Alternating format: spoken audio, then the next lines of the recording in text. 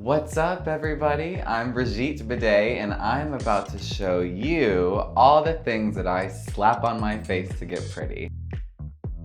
Now that you've caked on all of that makeup, make sure you wipe the rest on your nice robe so that you can stain it. We're gonna take our LA Girl Pro Concealer. My shade is Fairest because my mother put too much sunscreen on me as a child. I love this product because it competes with the best concealers on the market, gives you great coverage. We're gonna put it on the areas that you wish to highlight, which if you're doing a drag mug, is right here, right there.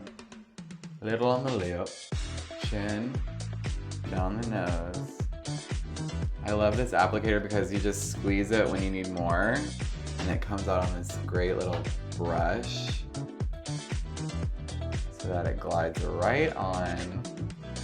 Goes right where I need it to go. Even if you need to do like down the nose, you can just paint that easily on there. Perfect, that's all we need. This thing will last you forever, and I love it. And let's blend in that concealer, just lightly just pressing it on, getting the edges, and there we go. A little bit on the eyelids too, and that will act as your primer. Now that that's all blended, we get our powder one more time, going back to step whatever that was.